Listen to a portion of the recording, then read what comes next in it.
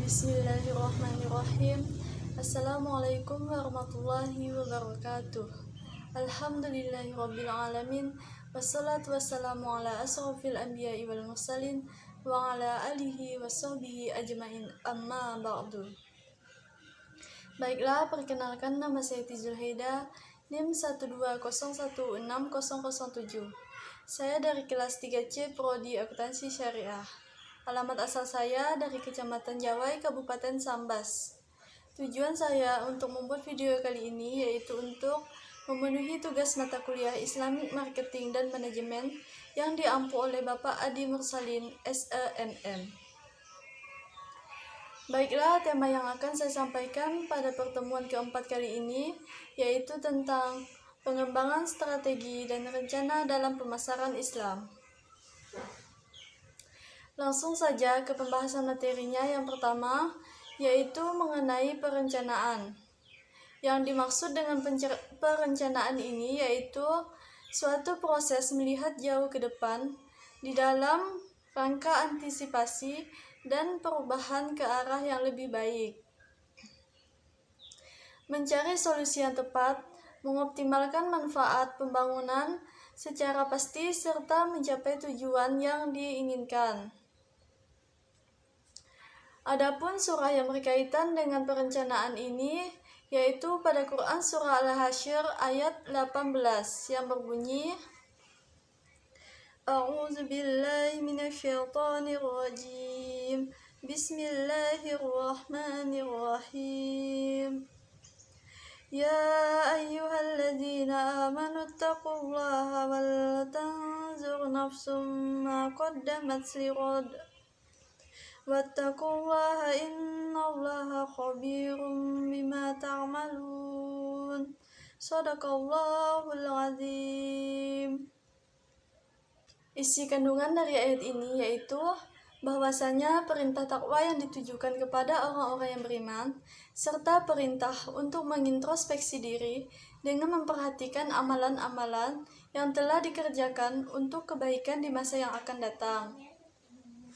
Selain itu juga, perencanaan di dalam pemasaran yaitu merupakan perumusan usaha yang akan dilakukan di dalam bidang pemasaran dengan menggunakan sumber daya yang ada di dalam suatu perusahaan guna mencapai tujuan dan sasaran tertentu serta pada waktu yang telah ditentukan.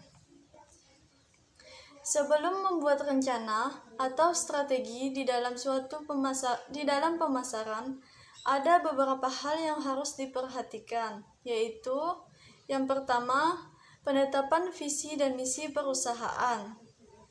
Penetapan visi dan misi ini perusahaan merupakan hal penting untuk menentukan arah dan tujuan perusahaan agar sesuatu yang akan diraih di masa depan bisa tergambar dengan jelas.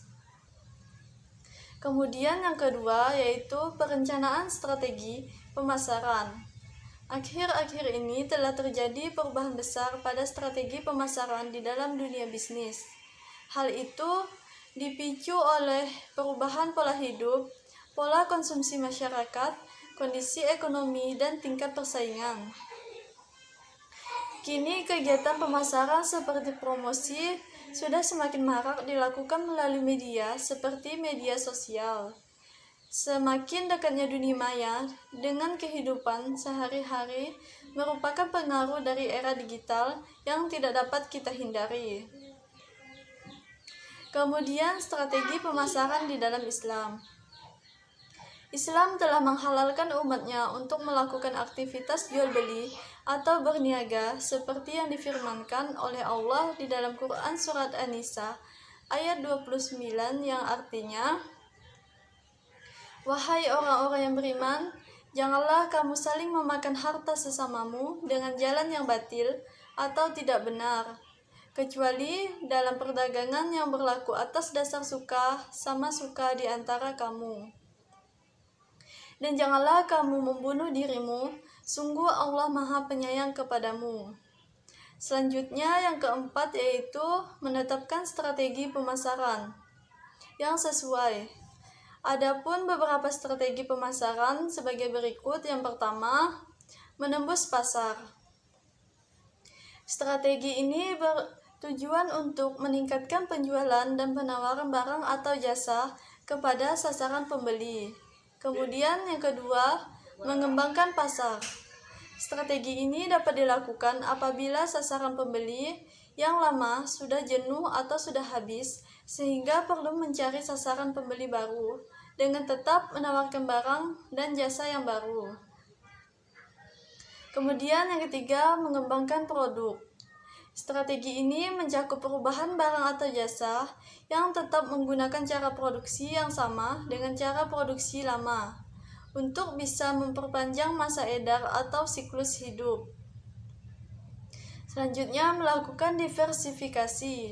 Strategi ini merupakan pengembangan produk baru yang masih berhubungan dengan produk yang lama untuk ditawarkan kepada pasar yang baru. Selanjutnya yaitu menetapkan biaya murah.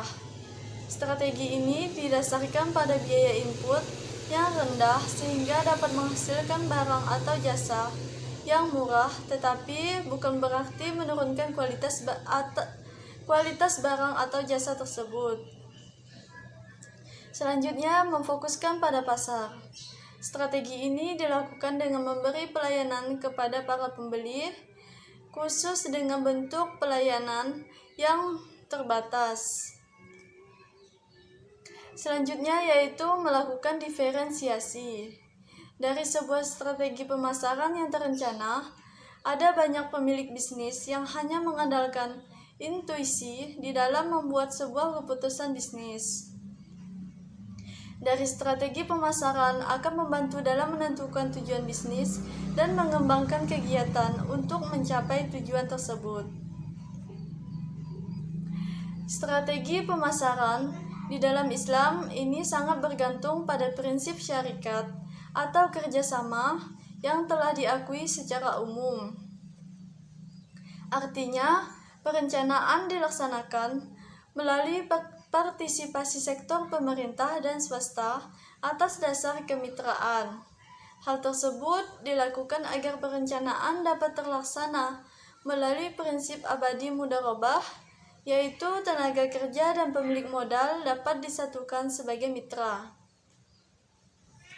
Dengan mempraktikkan prinsip mudharabah dan mengkombinasikan berbagai unit produksi, proyek industri, dan perdagangan, pertanian, kerangka perencanaan dapat ditetapkan atas dasar prinsip tersebut.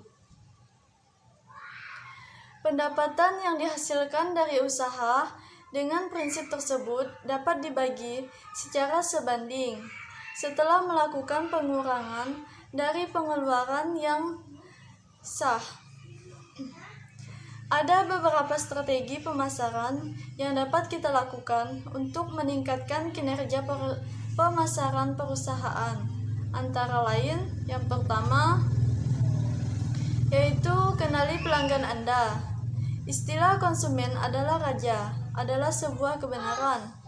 Karena raja sangat senang dilayani dan dibuat bahagia atas apa yang ia dapatkan dan alami.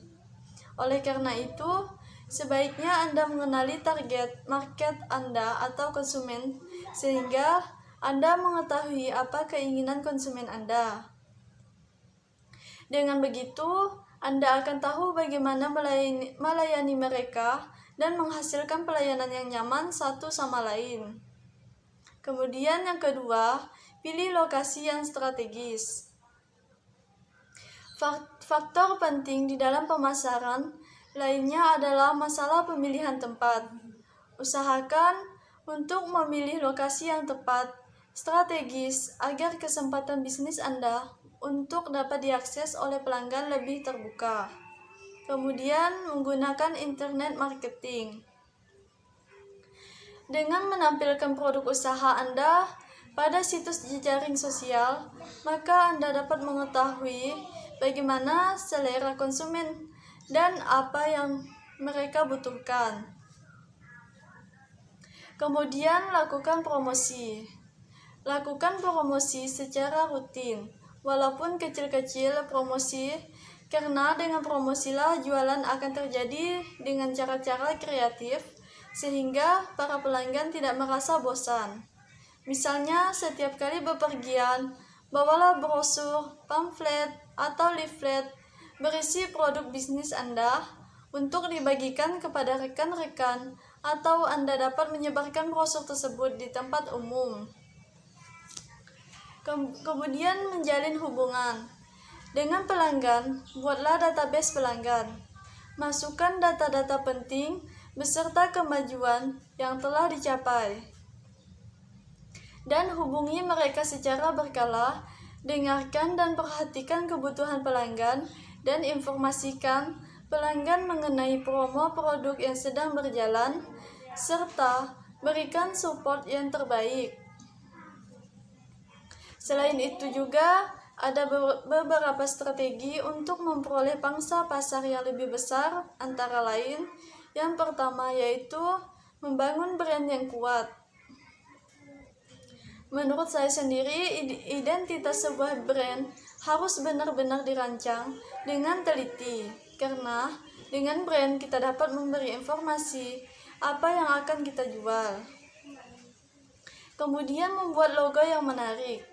Jika brand yang kita miliki itu memiliki citra yang baik, ada baiknya membuat logo agar konsumen dapat mengenali dan mengingat brand yang akan kita pasarkan.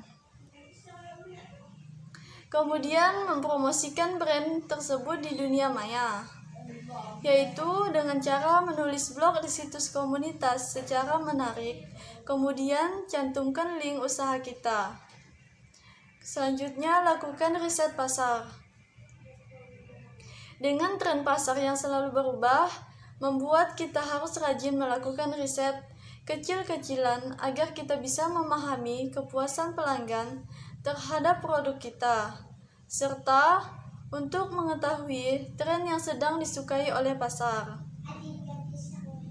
Selanjutnya, evaluasi bisnis Anda. Dengan mengevaluasi bisnis ini, kita dapat melihat dan mengamati arus bisnis. Apakah ada penurunan atau ada peningkatan? Selain menerapkan strategi tersebut, kita juga harus mengembangkan strategi tersebut dengan beberapa cara, seperti yang pertama yaitu segmentasi pasar. Segmentasi pasar ini merupakan sebuah dasar yang digunakan untuk mengetahui beberapa segmen yang berbeda di dalam pasar. Kemudian yang kedua yaitu penentuan posisi pasar atau market positioning. Perusahaan berusaha memilih pola konsentrasi pasar khusus yang dapat memberikan kesempatan maksimal untuk mencapai tujuan sebagai pelopor. Selanjutnya, strategi memasuki pasar. Strategi ini terbagi menjadi beberapa. Yang pertama, memasuki pasar dengan membeli perusahaan lain. Yang kedua, memasuki pasar dengan berkembang sendiri. Yang ketiga, memasuki pasar melalui kerjasama dengan perusahaan lain.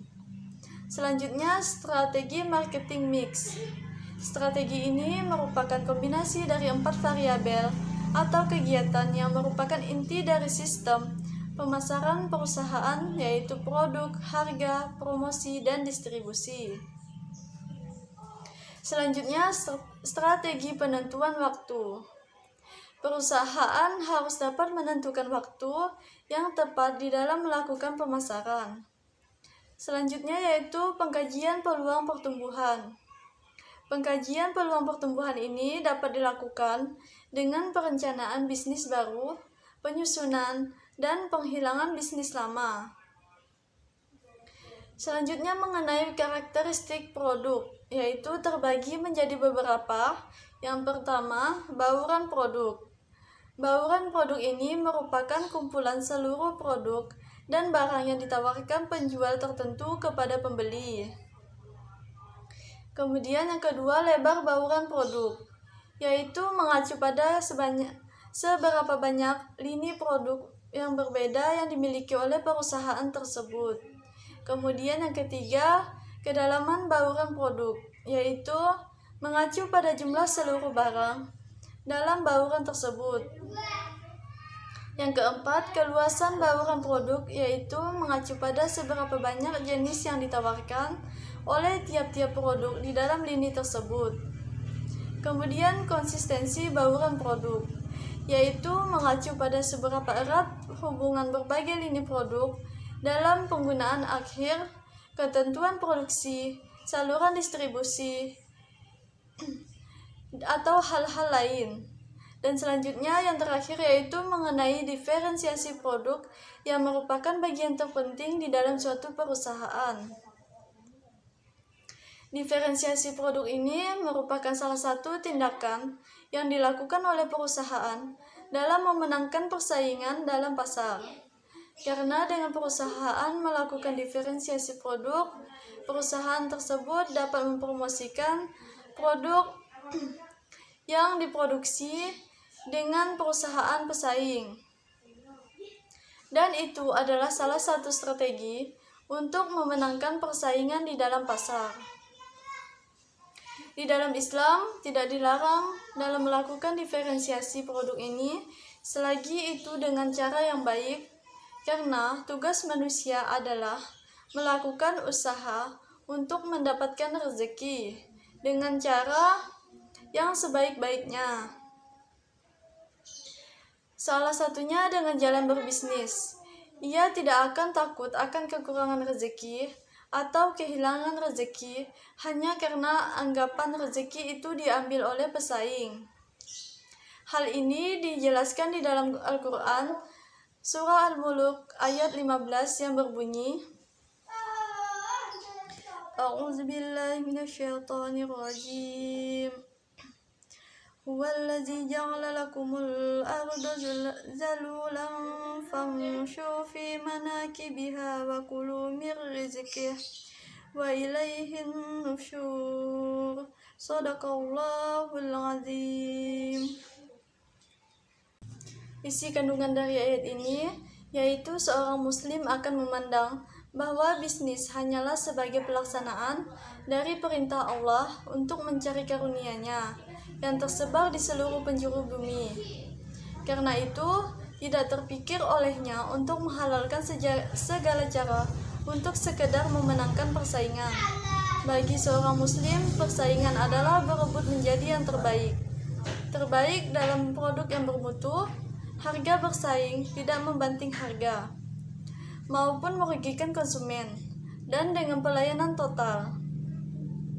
Baiklah, mungkin sekian penjelasan yang dapat saya sampaikan. Kurang lebihnya saya mohon maaf. Wabillahi taufiq wal hidayah. Wassalamualaikum warahmatullahi wabarakatuh.